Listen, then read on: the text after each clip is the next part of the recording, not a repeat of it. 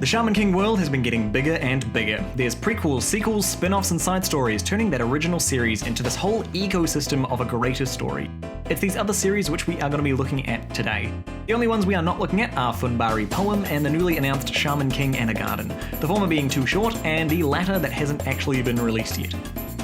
So what are we looking at? Shaman King Zero, Marco's Red Crimson, Flowers, and the Superstar. For each, covering both a quick synopsis of what each is about, and then a quick discussion around its strengths and weaknesses. Overall, I think the sequels are a few steps short of outstanding. If you are a fan of the original, I would heartily recommend any of these series. Here's your warning though for spoilers. We're throwing caution to the wind and going full spoilers in this one. So if you'd rather read them first, please do. There is a pretty significant spoiler which you can't talk about the sequels without. If you're curious, read the first couple of chapters into Red Crimson and you'll be caught up. That being said, let's lay out today's menu. First things first, we're going to talk about Shaman King Zero, as it's a prequel series and doesn't really have an effect on the sequels. Then, a quick catch-up on where the sequel series pick up, where the characters are, and some of the big plot points. There's a lot of overlap in these series, meaning some stories talk about things that happen in the others, so getting a baseline catch-up is going to help a lot if you haven't read them yet. Marco's is next, then looking at Red Crimson, then Flowers, then Superstar. Then getting into Flowers, Superstar a little bit deeper and looking at some of the ideas that they are looking to develop. Some glowing praise and some fundamental flaws. And finally, to be fair, some issues that hold back the sequels from being as good as they could be. We're going to go pretty quick through those first few, spending most of the time on Flowers and Superstar and that discussion there, because they're really the mainline sequels and Flowers alone raises so much to talk about. Okay, let's address that elephant in the room. Some of these series are really hard to get English copies of at the moment. Kodansha is saying that there will be digital English releases before the end of the year, so fingers crossed that actually happens. America, explain! Explain! What do you mean in Arkansas? This is what I've read, and this is what this video will be based on. All of Shaman King Zeros, Marco's up to chapter 5, Red Crimson to chapter 7, all of Shaman King Flowers, and then Superstar up to chapter 14. Let's crack in. And what percent is that? 0. 0's a percent. Zero is a collection of short stories based around the main Shaman King cast. There's a story for Yo, Ren, Horo, Lyserg, Hao's buddies, Mappadoji, and Sati, each unrelated beside Yo and Ren's. If you're a fan of the original series, this is basically recommended reading and is great development for all of the characters. Zero plugs some of those holes that the main series ending has. I think Horo's story is the best one, so let's use that as an example. This develops his relationship with Tomoko, or Damuko, and deals with both their relationship before and after she dies. In the ending, this is developed too quickly, and this is exactly the support that Horo's story needed. The story covers their friendship, they go on a cute wee date, and then it deals with the fallout of her death. These become quite possibly my favourite pages in all of Shaman King Sequels included. Horo talks to Tomoko at the top of the dam, which is not only metaphorically, but literally the division in their relationship. In reality, he's just talking to this stuffed bear that she used to carry around. This is when the story reveals that she died. Horo is so overcome with grief that he tries to kill himself by jumping off the dam. Holy moly, this is so good. Chapter 3 of Zero. I'm not crying, it's just raining on my face.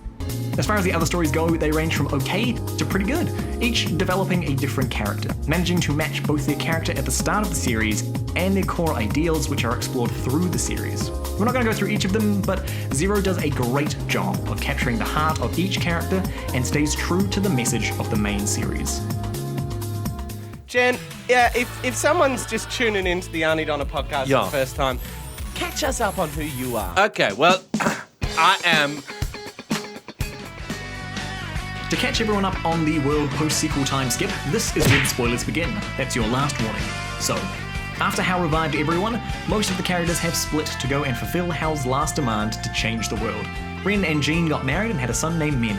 Likewise for Yo and Anna, they had a son named Hana. Both kids we saw in the Shaman King epilogue.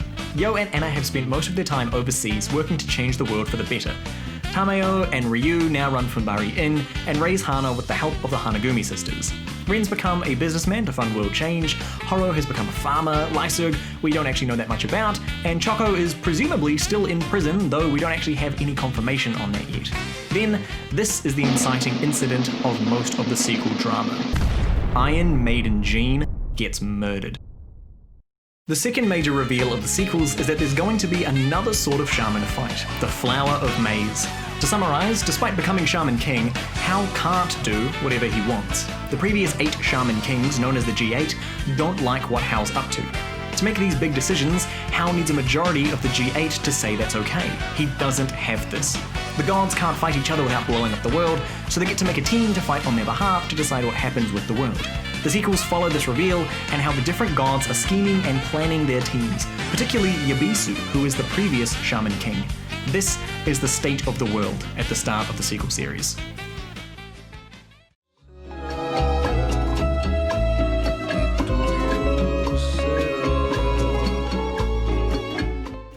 Marcos follows Reinhardt on his quest to find Marco after the death of Jean. After the mainline series, Marco told the X-Laws to live their own lives before driving off into the sunset. He's been gone ever since, not even returning for Jean's wedding. Reinhardt feels like something must be wrong, so begins the journey to track him down. First clue being to find Luchist, which leads him to peyote and larch in cartel-run areas in South America. This begins the journey and is about as far as I've read. One of the key pulls of the series comes from Lyserg actually saying that they shouldn't find Marco, to the point that he's pulling the spirit of fire on his allies.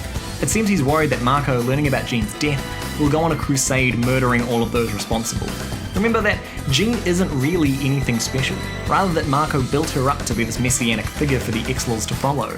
So, presumably, he's going to feel responsible for her death, and this is one of the central question marks that the series is exploring. There's some really great new spirit designs in this series with Santa Muerta and also an exploration of violence in the world. The series starting by looking through the lens of cartels in South America. One of the big themes in all of the sequels is war. Marco's exploring that with gang violence and government intervention.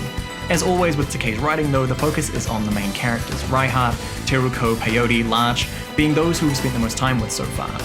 It's really interesting, definitely hoping for some more here. It's still too early in this series to see if it'll be something great, but it's definitely an engaging start, letting some characters who didn't get a chance to do much in the main series have some more time in the limelight.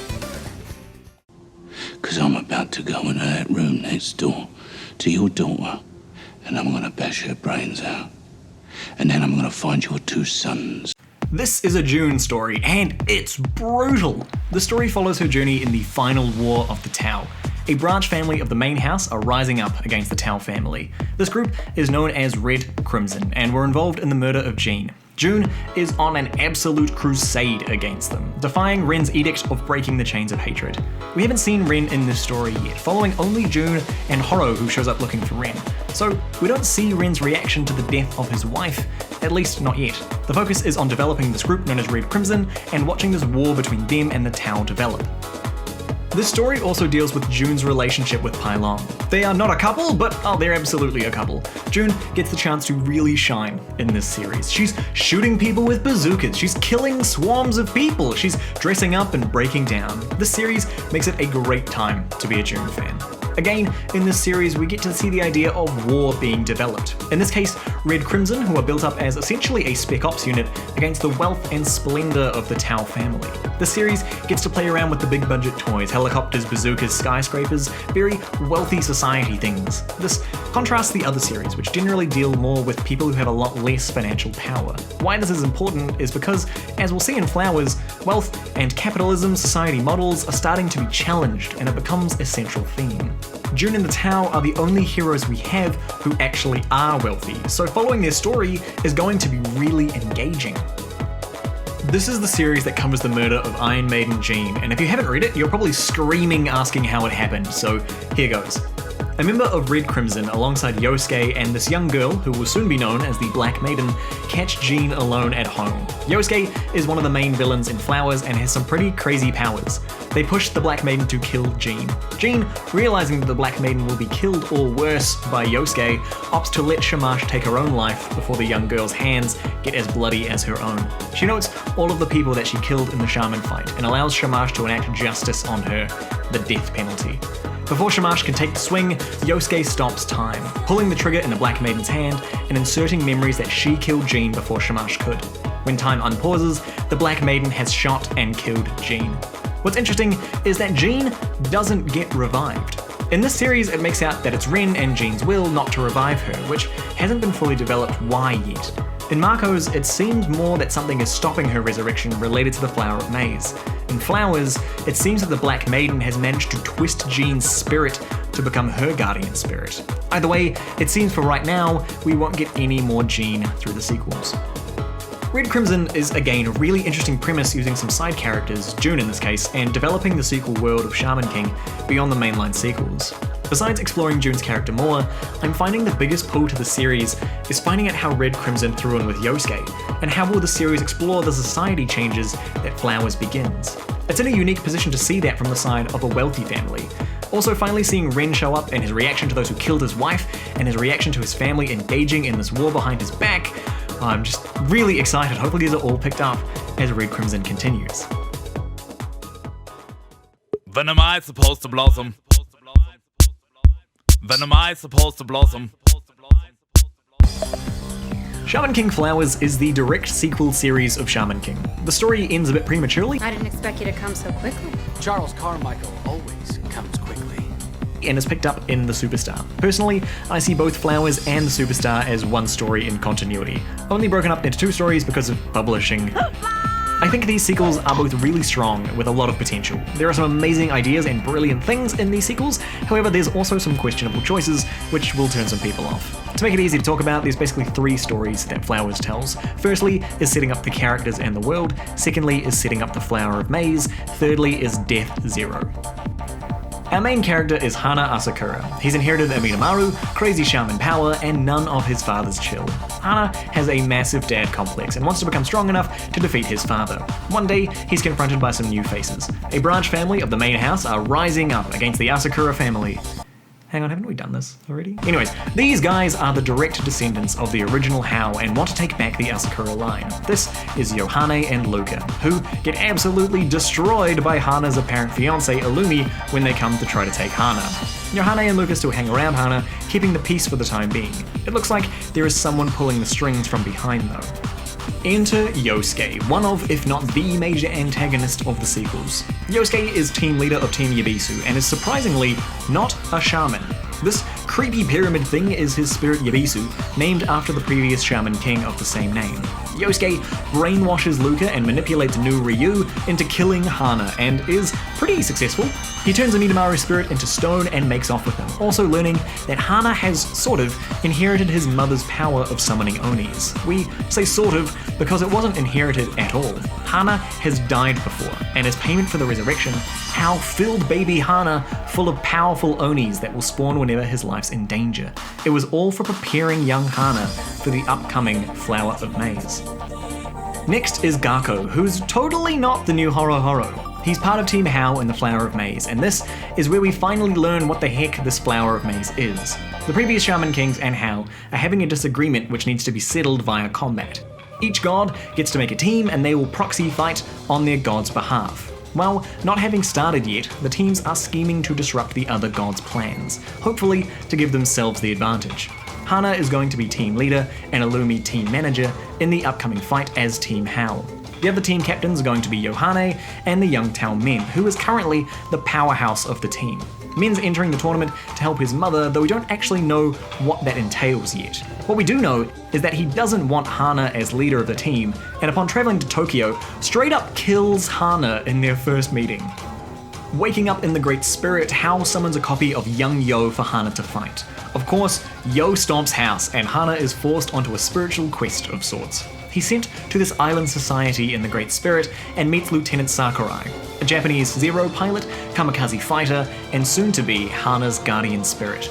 Meanwhile, the new Team Hao are attacked by the Black Maiden and Golem. The Black Maiden claims to have taken Jean as her guardian spirit, and it seems like it's true. Redzib and Seiram have also thrown in with Team Yabisu. Tameo comes back just in time to stop an all-out war. Taking tea, Redzib and Seiram ask Team Hao to retire from the flower, as they apparently stand no chance of victory. Back in the Great Spirit, somehow Yosuke has found his way into the biome in the hopes to recruit Hana.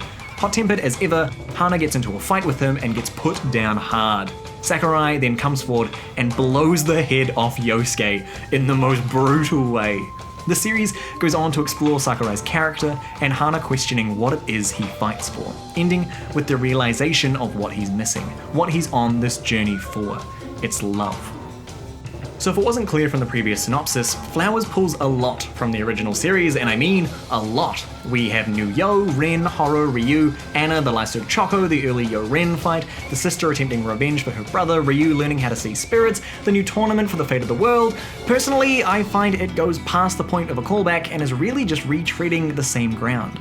This whole first third of Flowers just feels like a rehash of the original, which I don't think is a good staging ground for this story. A strong sequel needs to balance bringing in familiar elements I understood that reference. with progressing forward into new territory. We don't need to redo Shaman King. That's what we have Shaman King for. Once we get past those familiar elements, the story gets so much stronger. There's a new villain who works on nearly a different power system to the rest of the characters. There's Hana's quest for his own spirit and introspection. There's the beginning of interesting commentary on how societies structure, and it's these areas that Flowers begins its own story. There is a lot to talk about in Flowers, but we'll save that for after... Start, bazooka, start, cause you're right, start, bazooka, start. I haven't read too much into Superstar, so this synopsis will be quite brief. Superstar picks up where Flowers left off, by following Illumi in a quest to uncover Sakurai's grudge. It's related to this safe that's being protected by this rich old dude. Hana returns as a ghost to help her out, and they cause some ruckus together. It looks like Hana's training in the Great Spirit went well, because he's back and better than ever. After opening the safe, a group of soldiers' spirits release and threaten Illumi. This is when she Hyogatai's Anna's spirit, and that's as far as I've gotten. Is Anna dead? It's such an inconvenient place to have to stop. Shaman can Hyogatai spirits of the dead to use their skill set, which is exactly what Illumi's doing here. So, has Anna died? We know she and Yo died early on in Hana's life, which was discussed in Flowers. We've seen Yo hanging out with Hao and the Great Spirit, so they're probably still dead? In Flowers, Anna asks for a revive for everyone, not just Hana, and as it's written, it seems like they all went back. So we don't really know what's going on yet with Yo and Anna, but it seems like they're both currently dead. To the point I've read, Superstar hasn't quite hit its stride yet. It's still too early days to take a good look into this series. It does pick up on the ideas in Flowers and continues where it left off, giving us another look at Yosuke, the Patch Village slaughter, and continuing the war intrigue that Death Zero introduced. As far as a dive into the story's ideas go, these chapters of Superstar don't add too much to that discussion, so let's slice Superstar here and talk about those ideas that the sequels are exploring. We're going to need details. Copious details. I think the two big ideas that the sequels are looking to explore are the dark side of humanity through the lens of war, and how societies should organize themselves. The former relates to Hao's final command to change the world. As far as the sequels go, this has been seen through the Cartel Wars in Marco's, the Last Tower War in Red Crimson, Death Zero in Flowers, Sakurai's Safe in Superstar. Hao talks to Yo in the Great Spirit about the wars raging on in the world and how humans continue to burn the world down. They talk about all the soldiers who died in war. What did they achieve? Would they like the world as it is now? This leads into the second idea of societal structure. The main villain is basically capitalism personified. Prior Shaman King Yabisu set up the current structure of the world, and the mangas tie it to these growing cities, wealth, etc. Nowhere more clearly is this seen than the other main villain Yosuke, so let's go and talk about the main characters. Hana is a strong contrast to Yo. He's hot-headed, quick to jump into a fight, and doesn't really care for the people around him. He's not happy with the current state of the world, which puts him in a prime position to compete in the Flower of Maize. He's had a Midamaru as a guardian spirit for so long, he's begun to think himself invincible, which is why it's so damaging to lose him to Yosuke. It's his journey in the Great Spirit with Sakurai that challenges Hana on his character. When he returns in Superstar, he comes back a much more level-headed kid. One of the things that Hana is dealing with is that he has missing memories, most likely caused by Yosuke deleting memories from his mind. Memories relating to meeting Illumi and the slaughter of the Patch Village. Illumi is the daughter of Silver and has inherited his 5 animal spirits. She gets this power armor oversoul style and has the skills to back it up too. She's been raised by Anna to be a powerful successor to her and fiancé to Hana. I really like her character and her character design, but I gotta say, I hate this tooth thing. It's such a personal peeve and it always just reminds me that these characters aren't real people. Especially when they get these kinds of poses. What was that? I know these streets better than anyone. Huh? Illumi seems to know more about Hana's past. Her memory was not altered. As the new Anna, she looks like she's gonna fit the role well. If Hao was the big band with the immense powers to back it up, Yosuke is the sneaky schemer who generally keeps to the shadows behind his goons. Despite having his head blown off by Sakurai, he's definitely still alive. There's just something really unsettling about Yosuke, and the characters in the series agree. He was involved in the Patch Village slaughter, is currently leading Team Yabisu, steals Midamaru, and has some weird abilities with that spirit Yabisu. What is he? Yabisu is a unique spirit, to the point that it works almost on a different power system than the rest of Shaman King. He's like Golem, a machine-spirit hybrid. See, Yabisu exchanges money for cards of shaman power. For example, Yosuke can just buy an oversoul of a certain power. He also can do some special abilities. From what we've seen so far in the series, he can stop time, manipulate memories, and calcify spirits, making them worthless. These are all new to the series and are honestly terrifying.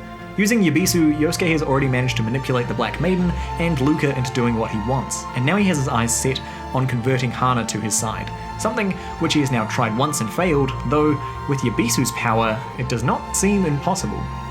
The Yabisu spirit sums up Yabisu the god. It represents the current society where with enough money, you can really do whatever you want, equating money with power. Right. Now, take that, weighty miscreant! It's telling that the spirit itself is an eye of providence, a representation commonly seen on the American dollar bill. This is the state of the world that Team Yabisu are looking to ensure survival of. So, the manga gets this very heavy socio-political aspect pulled into it. From the early chapters, it looks like the sequels will either intentionally or unintentionally have this anti-capitalist message put into it. I, for one, really like this. Most Shaman King fans would have picked up the original years ago and are now of the age to start looking at the world in a deeper context. Regardless of any personal opinions on how the world should be, it becomes so engaging to see where Takei is going to take this. He's created villains out of an ideology rather than just a character. For some people, I can imagine this is a massive turnoff, but I think seeing how heavy ideas are represented, even if you don't agree with them, is so interesting. Themey stuff aside, there's a lot of juicy plot that's left open at the moment. What happened at the slaughter of the Patches? Why doesn't Hana remember? Where's Ren and Yo and Anna? Why did Red Seb and Seiram switch sides? Why has Hao chosen the kids as his team rather than the Elemental Warriors? What are the other gods up to? Hao presumably met Yabisu in the previous Shaman fight, so what's their relationship? Is Jesus going to be in this manga as another antagonist? Did he win a Shaman fight? Oh wow, okay, someone actually wrote this as a fan fiction. If you're interested, there'll be a link in the description. One of the points that comes up just often enough to be foreshadowing is that of, stay with me, aliens. More than once, Rutherford is brought up and the power of Grey Saucer. Even in the name Flower of Maize is reminiscent of a crop circle, though that might be a bit of a stretch. It definitely seems like there's going to be some extraterrestrial aspect going on in the sequels somewhere down the line. There's a lot of loose threads currently that leave me really engaged in the Shaman sequels, and I'm really excited to see where they're going.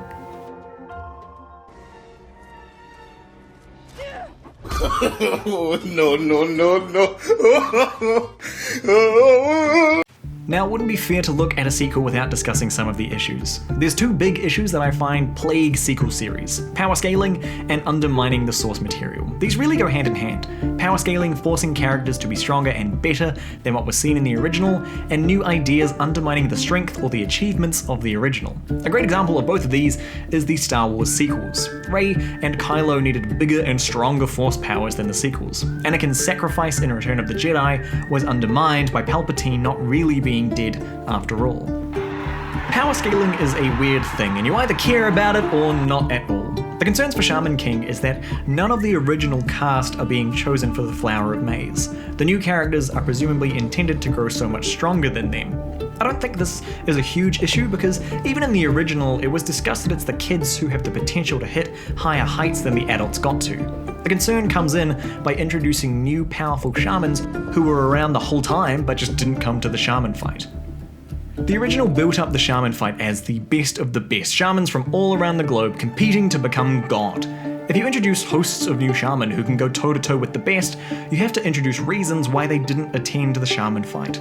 Scaling is normally used as that way to keep tension going. You can't have Ren just come in with the Spirit of Thunder and outpower every character in the sequels, but you also can't have a lot of new characters going up against the shaman fight champions with spirits comparable to the elemental spirits, so there is a big risk of trivializing the strength of the original cast. This leads straight into undermining the original. The main concern, and I imagine this is already pissing people off, is that Hal can't wipe the world clean even if he wanted to. There's an urgency in the original because the idea was if Hal became Shaman King, the world is doomed. But now with the sequels, that was never the case. Even if Yo and pals failed to redeem Hal, they could have had a second chance in the Flower of Maze. It weakens Hal's role as the Shaman King. He's unable to make these big choices without first winning another tournament. Besides that, I think that the sequels have been respectful to the original series. If you're a massive Gene fan, you might disagree, but so far the sequels have done a good job of acknowledging the characters of the original series and their achievements. Hopefully, that will continue as the sequels do. Very well. Much like a present given to my special boy, this meeting is wrapped. So, should you read them? Go and read all of them. Here is a cheeky reading order for you, which will hopefully make a bit more sense. Go Zero first, then Red Crimson, Marco's, Flowers, and finish with Superstar. They're all surprisingly great content, and potentially some of the best parts of Shaman King as a whole. If you can only get stuck into one, I'd go Flowers. The start is a bit shaky, and will feel all too familiar in the start, but by the time you get to Death Zero, you won't be able to put it down. Heck, this turned out to be a long video. There's honestly so much more packed inside these sequels that hopefully we can get into once Superstar's a bit further along. For the time being though, I'm putting Shaman King to bed. Maybe picking it back up around April when the anime comes out. If you're a Pokemon fan... Hey, I know! I'll use my trusty frying pan as a drying pan! That's going to be the next video. There's this amazing series which is genuinely some of the best Pokemon content I've seen, and I want to talk about it. If you've got some other good series to read, please let me know too. I'm currently looking for some new reading material, and I've really enjoyed some of the recommendations that have been suggested already. Thank you for joining me on the Shaman King journey, and thank you for watching. This has been CG, and I'll see you Gs in the next one.